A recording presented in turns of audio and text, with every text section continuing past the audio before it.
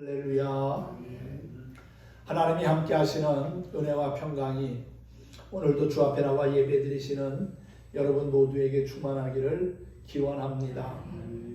오늘은 예수님이 어린 나귀를 타시고 예루살렘에 입성하신 종려 주일입니다.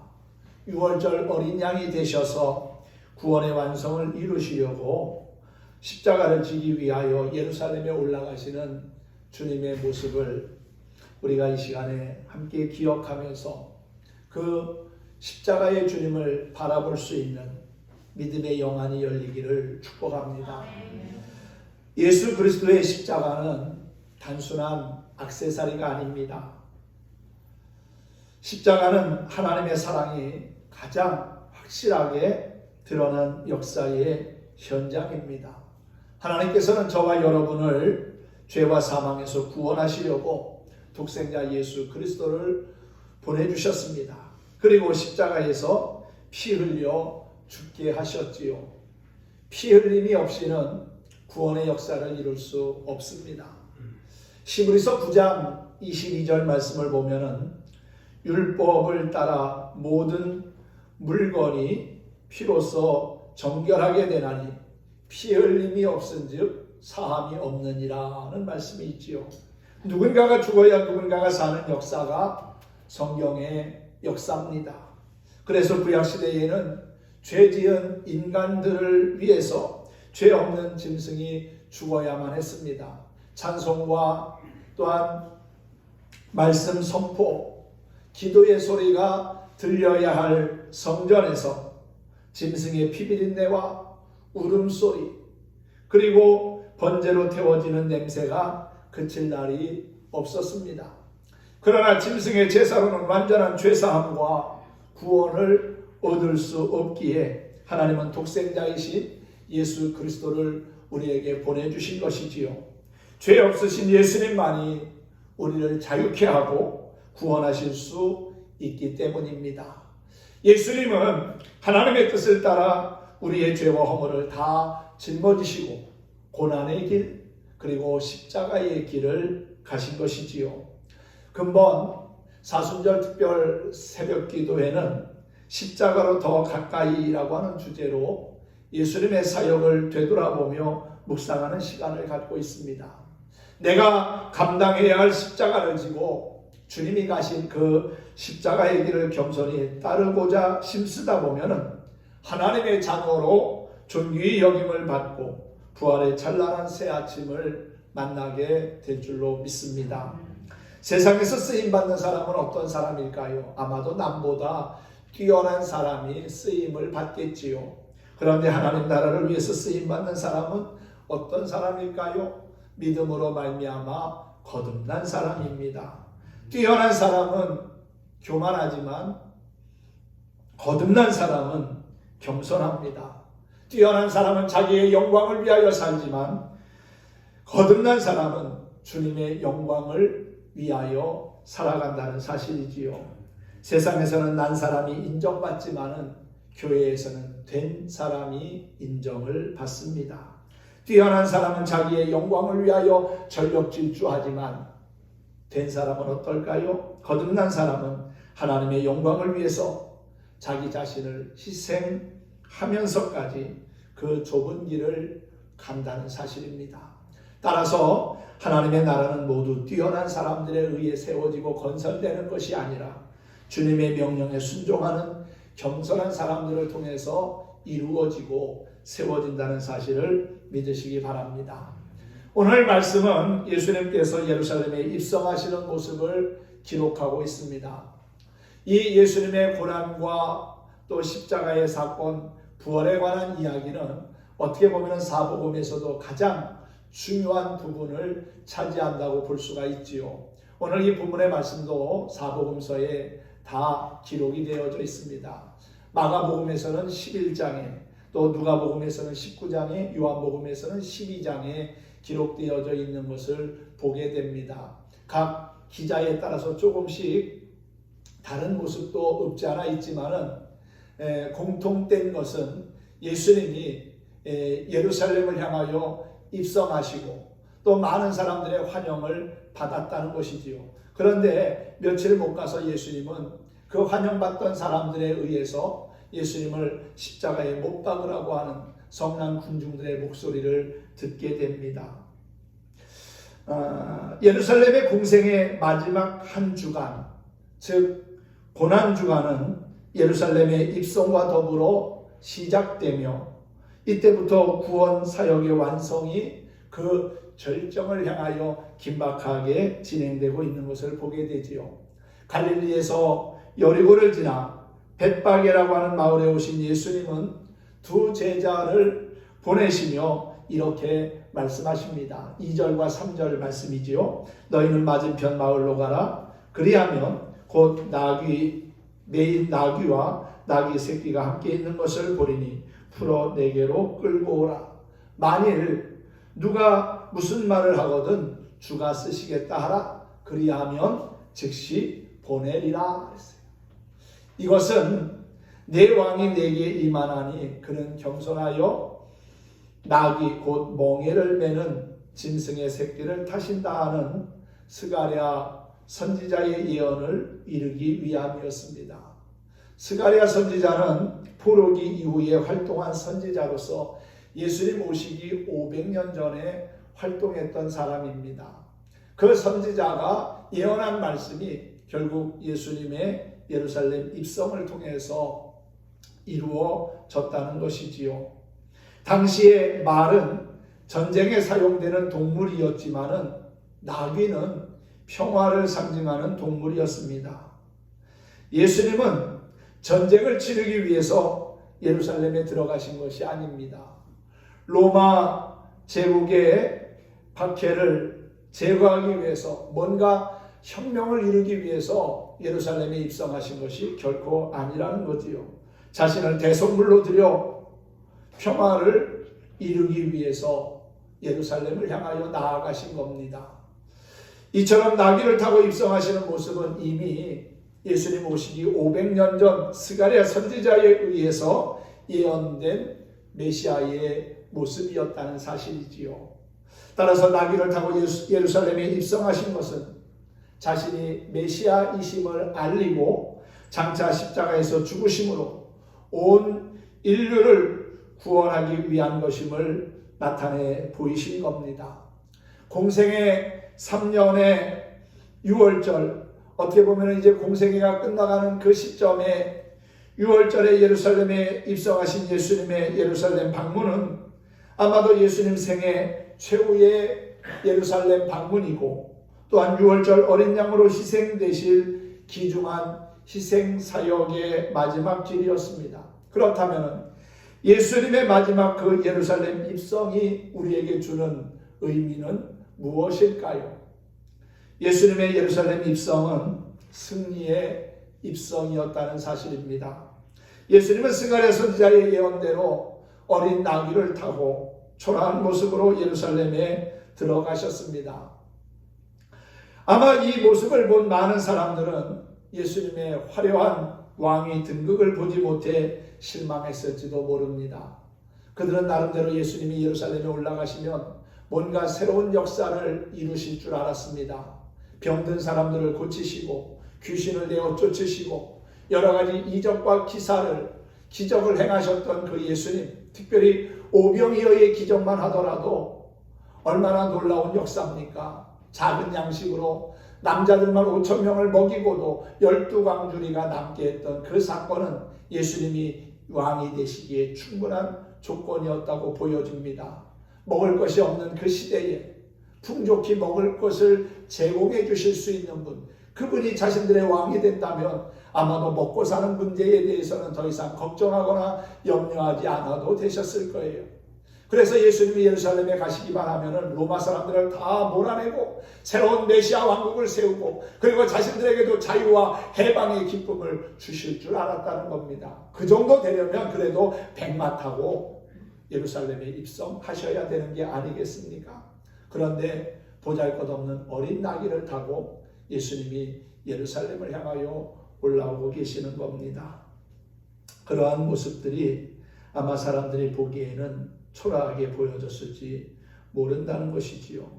그러나 무리들이 예수님의 초라한 모습에 실망했다고 해서 예수님의 예루살렘 입성의 의미가 초라한 것은 결코 아닙니다. 예수님의 예루살렘 입성은 그 외형상 눈으로 볼 때는 초라한 모습처럼 보여졌을지는 몰라도 정반대로 그분의 입성은 승리의 입성이었다는 사실이지요. 할렐루야.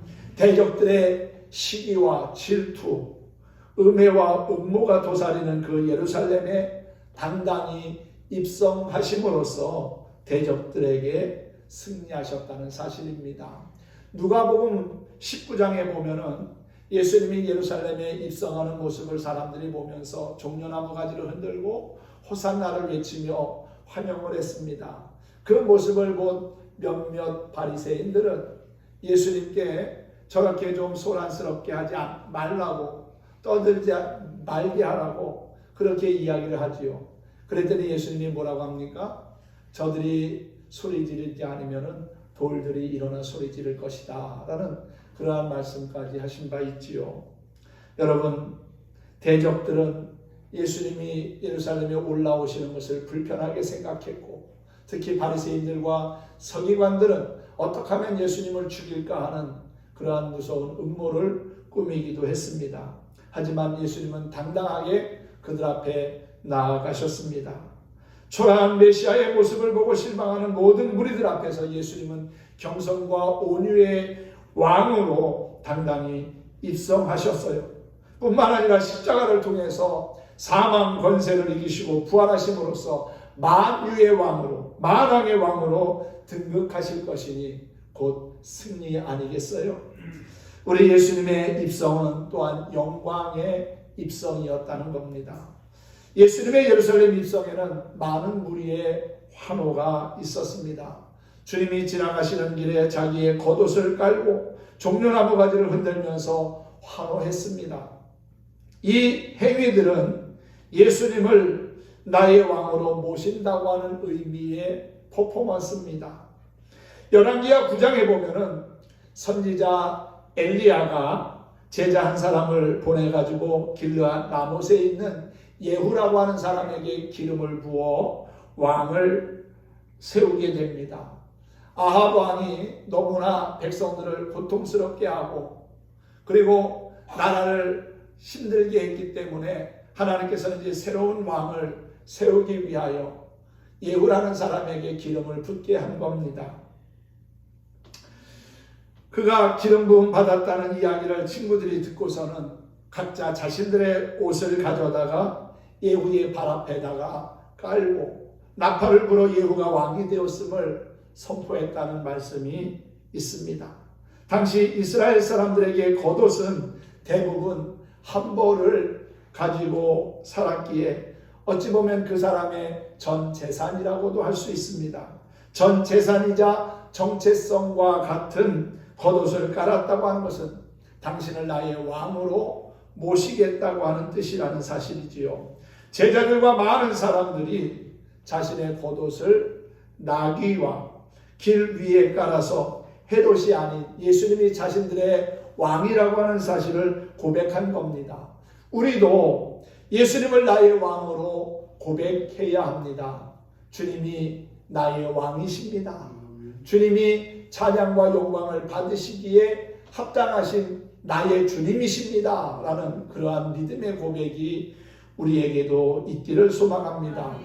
오직 나의 겉옷이 깔린 어린 나귀를 타신 예수님만이 나의 왕인 줄 믿습니다. 또한 무리들은 종려나무 가지를 흔들며 호산나 호산나 외쳤지요. 호산나라고 하는 뜻은 지금 우리를 구원하여 주옵소서라는 뜻입니다.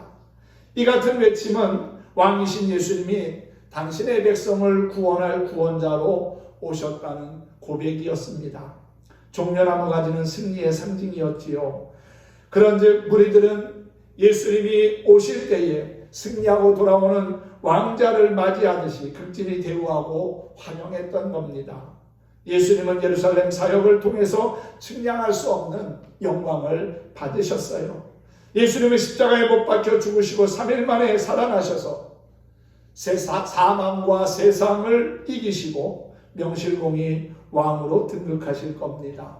한편으로는 예수님의 그 예루살렘 입성에서 백성들로부터 영광을 받으셨고, 또 다른 한편으로는 죽음에서 부활하심으로 말미암아 영광을 받으신 거지요. 그런즉 예수님의 예루살렘 입성에는 영광의 입성이라고 말할 수 있을 겁니다. 당시 이스라엘 백성은 구약에 약속된 메시아를 기다리고 있었습니다. 그들이 기다린 메시아는 어떤 사람일까요?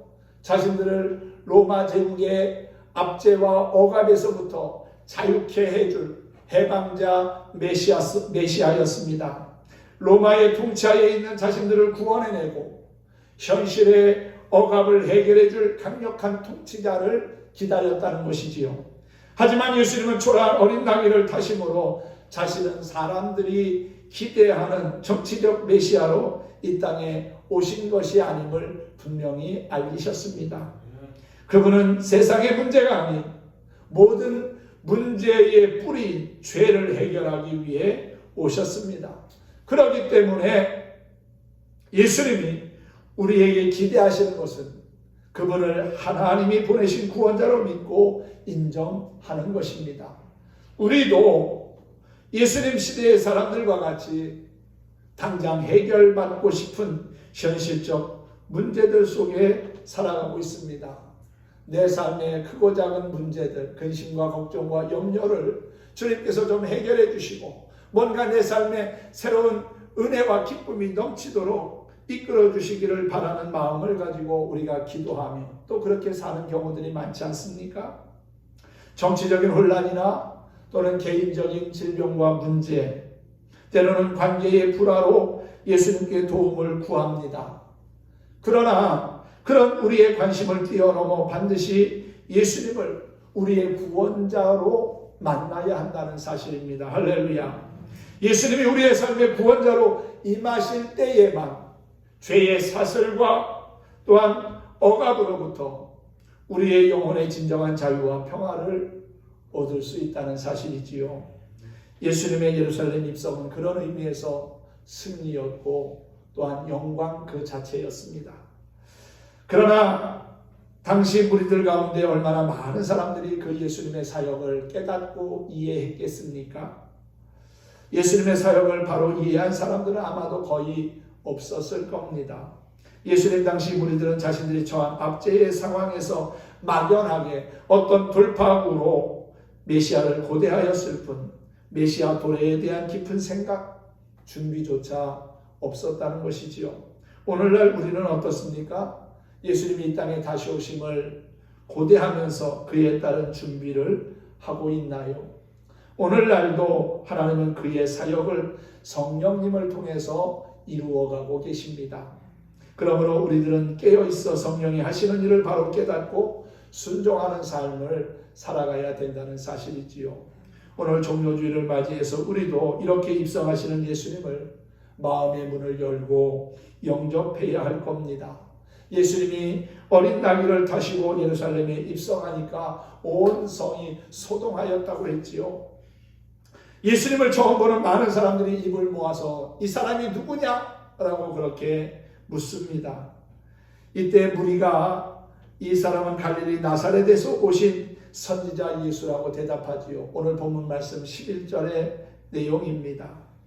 무리가 이르되 갈릴리 나사렛에서 나온 선지자 예수니라 하니라 그랬어요. 이렇게 대답한 무리는 예수님을 다윗의 자손으로 고백하고 찬양한 사람들과는 조금 구별이 됩니다.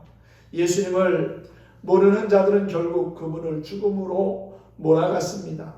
예수님은 단순한 선지자가 아닙니다. 우리가 부르는 찬송가 96장에 보면 예수님은 누구신가라는 제목의 찬양이 있지요. 가사를 보면은 예수님은 우는 자의 위로가 되시고 잡힌 자에게 자유를 주시며 우리의 기쁨이 되신 분이라고 했습니다.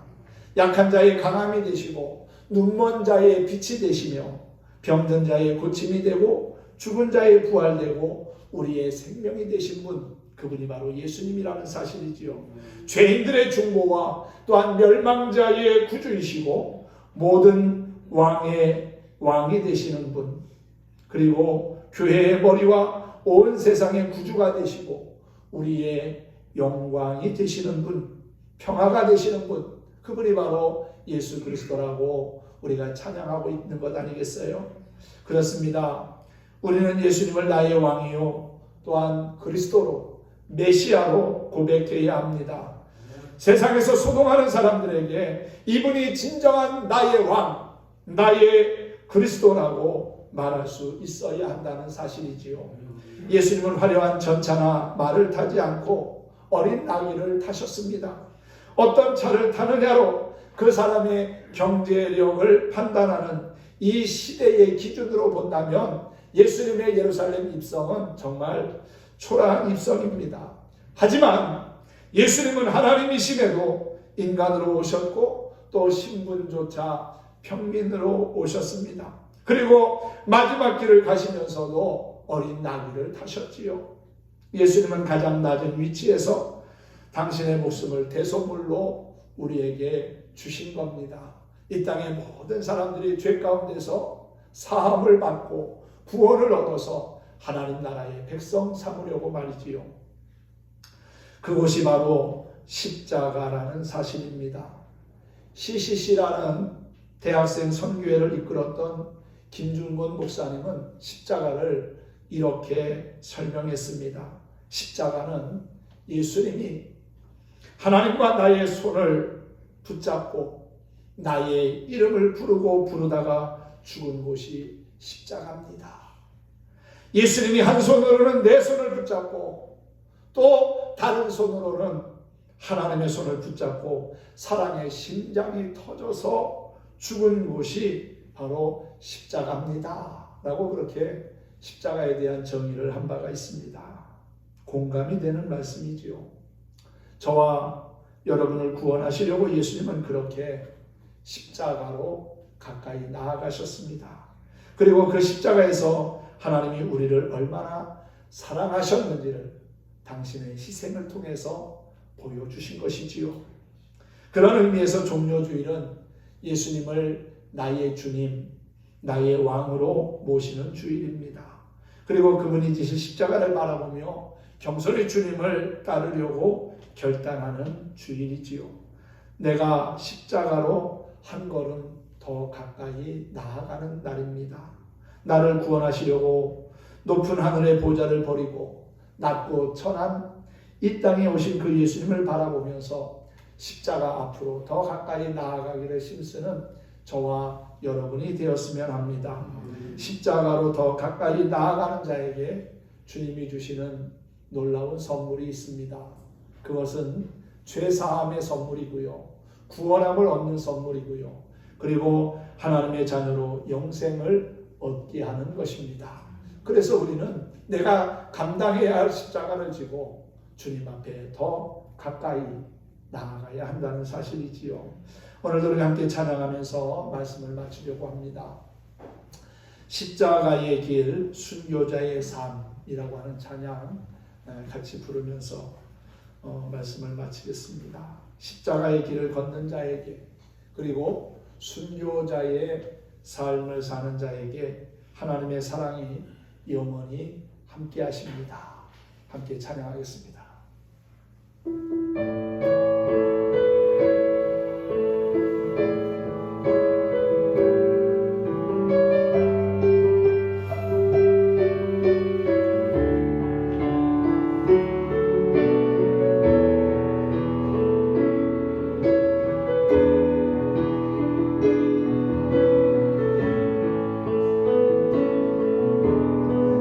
마음의 주를 향한 사랑이 나의 말에 주가 주신 진리로 나의 눈에 주의 눈물 채워주소서.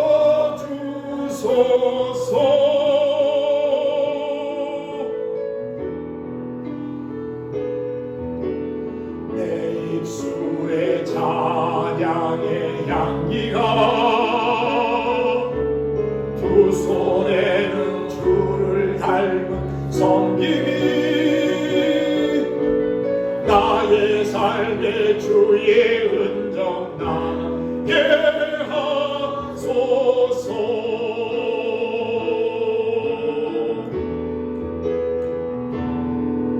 하나님의 사랑이 영원히 함께하리. 십자가의 길을 걷는 자에게, 순교자의 삶을 사는 이에게